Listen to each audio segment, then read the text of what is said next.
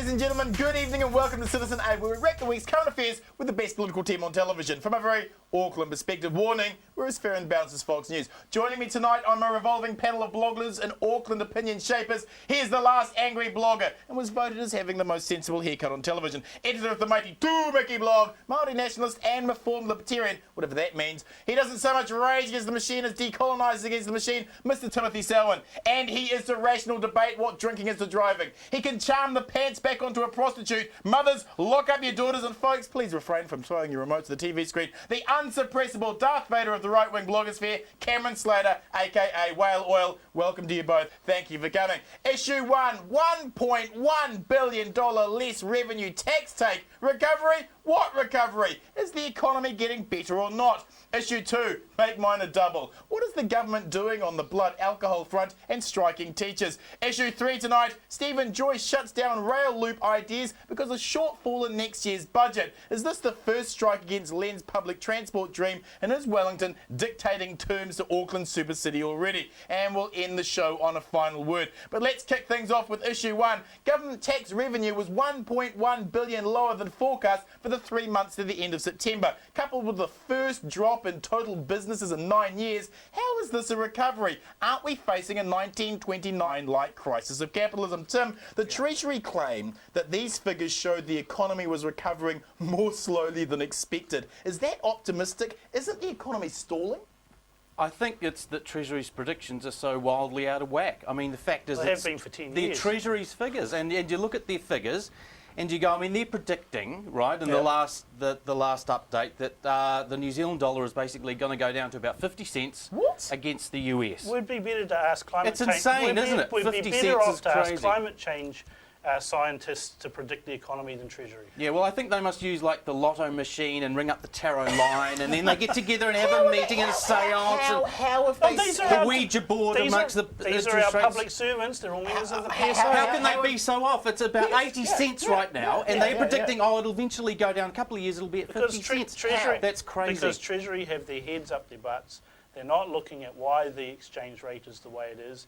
We've got fools like the Labour Party suggesting that we have currency manipulation. Good people wanting to protect the people of New Zealand. Potentially dangerous, They can't compete with the Chinese. The Chinese government is the one who's keeping the exchange rate up. But Treasury, as you were saying, has done it for so many years, and they're off all the time. So the fact that it's 1.1 billion or whatever off doesn't actually surprise me. And we've been going on, this isn't a double dip, this is basically a depression. What do you expect? But Treasury always expects more. Two-word sentence for Treasury, they're morons. Morons? One word, even better. Cam, it's the economy, stupid, isn't it? If New Zealanders are hurting, they vote a government out. Obama just learned that. How does your good friend John Key balance voters' public service expectations and keep the Auckland business mafia who want the legalisation of slavery-type policies passed? How does he balance it? Well, I think John Key has almost got to have a come-to-Jesus statement with the New Zealand electorate. Yeah. We've got $1.1 billion less in revenue. We've had a clean out of probably the most shaky businesses. To be fair, they probably deserve to be cleaned out. What we've got now is we need to have a come-to-Jesus discussion, and people need to have it explained that after 9 years of Labor wasting the best economic environment and spending up large, we're now in a situation where all of those promises and all those things that they delivered can't be afforded. Isn't the counter to that, though, that Labor paid down the national debt during the good times, and now we've got bad times, National should allow it to go up so that we can pay for the bad times now?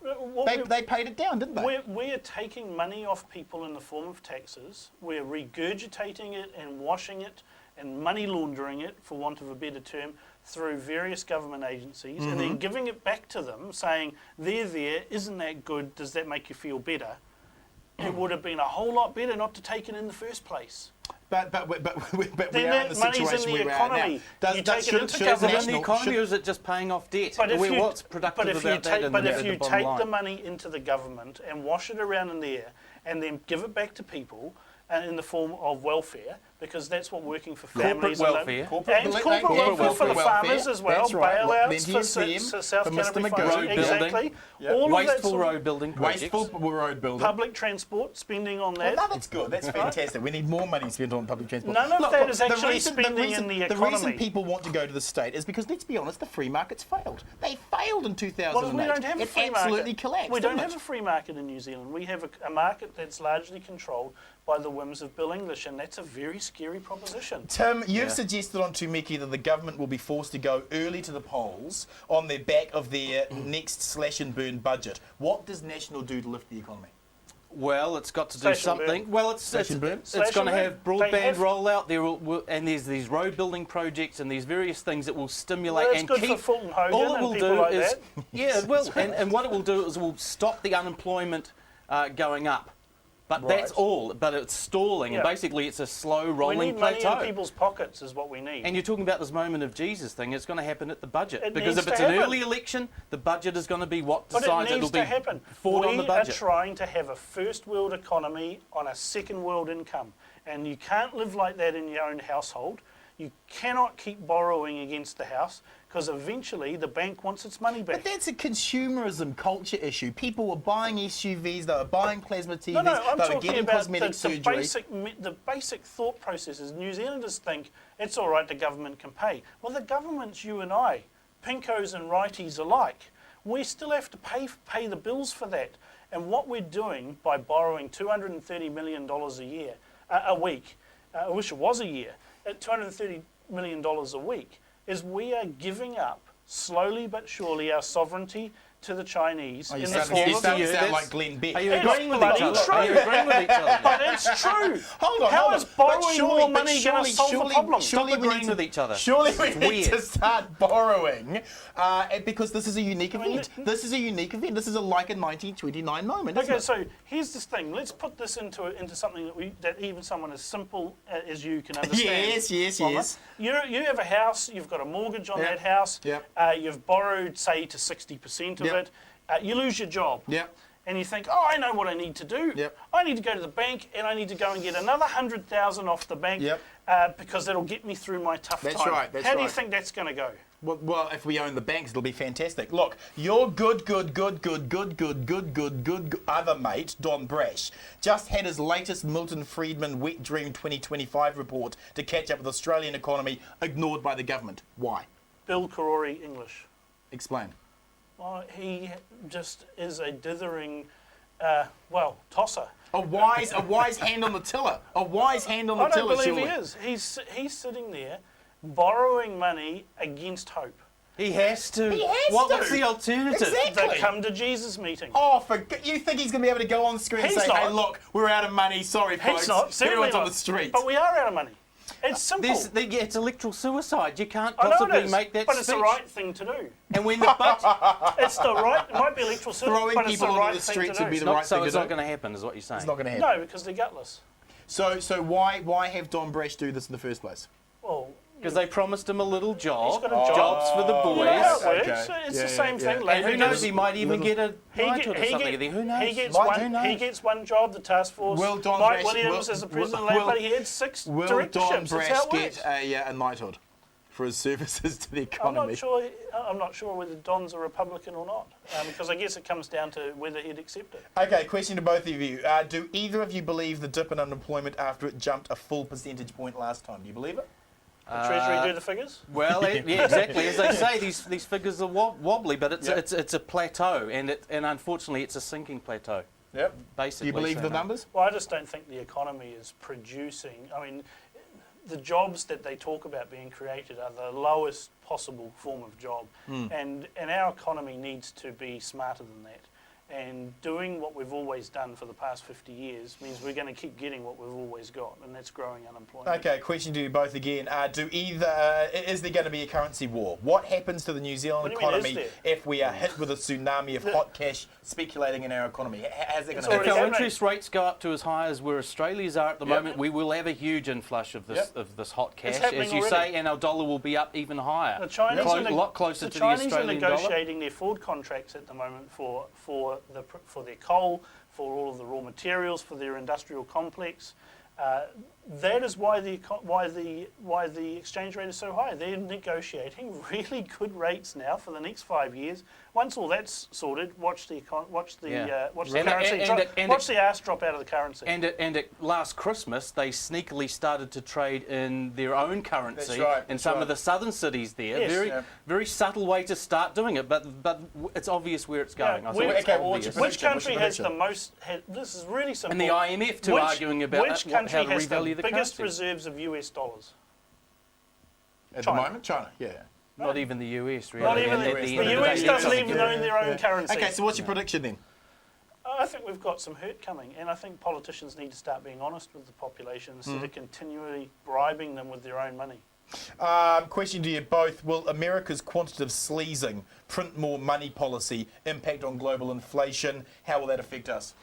I think it has to impact on American inflation eventually. At the moment, they're in this deflationary thing, and people say, oh, it'll be just like Japan used to be, and all the money will go overseas, and they'll be in a deflationary situation, and people doesn't want to spend any money, etc., because things will be cheaper over time. But I think that's wrong because of what their exchange rate, the effect on the exchange rate, and we saw it immediately. Well, you're risking stagflation, and that's the worst. Because of the imports will happen. be very expensive for the Americans, and they can't really shield themselves Right. from And that. stagflation Except to go to war. Right, Of course, except to go to yeah. war. Not a bad idea. Yeah, we've heard your thoughts on war before. So effectively, it's going to get a lot worse. That's the call from both of you. And Well, your suggestion is throw people out into the street and not borrow more money. No. The thing is, it's going to get worse because Obama and Bernanke have no idea.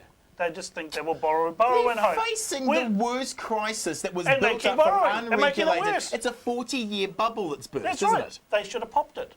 Well, that it popped on its own in 2008. No, didn't they? Went and bailed it all out and kept blowing that And that's balloon what that up. plateau is about, because they have to keep pumping it. They've pumped the accelerator first, Yep. quantitative easing the first time round. With borrowed money. Late 2008. With borrowed Chinese money. Borrowed heaps of money, and it pushed it above $10 trillion for the US federal debt. And now we've had this QE2 second easing, and they've pumped the accelerator again. Now it's $13 trillion. So you're saying and they'll do it again. I have to do it again just to It's keep not it level. Okay, question to both. Friedman or Keynes? Is that the way you're going to get out? Friedman. Friedman or Keynes? Well, it's this Bernanke version of Keynes, basically, which That's means keep pumping the accelerator, and that hopefully, eventually, it'll lift. Maybe. Eventually. Well, it's that or war. What do you want? Okay, final question. We Who wins, who loses in the New Zealand economy? Well, hopefully. The workers. Well, we won't get so many American tourists because of our dollar, I suppose. That's great. But it's interesting that big corporations are still willing to invest in here. So I don't know how much of an issue that is because it's relative against all of the other currencies. That's America's problem. Right. Who wins, who loses in the New Well, Zealand New economy? Zealand ultimately is losing because we still delude ourselves that we're in the first world, and we're certainly not. Thank you, panel. Always talking down New Zealand. Issue 2, make mine a double. The government faced criticism over their blame the kids booze policy while not lowering the blood alcohol level and are facing grumpy teachers who are striking. Trouble at brewery and classroom. How did the government handle it? Tim, the National Party has spent so much political capital on the creation of the nanny state politically correct monster, they can't risk waking it in the minds of their rump older male voting bloc. Telling national old boys that they can't have their 7 standard drinks and drive drunk is what is delaying the government lowering the blood alcohol level, isn't it? Yeah, well, what it is it's the front loading of the alcohol that's the problem, right? You're supposed to have 1 standard drink per hour. Well, what's a standard drink? But this is the bit. Oh yeah, and we'll have 6 first. Have half a dozen first, and then we'll start counting.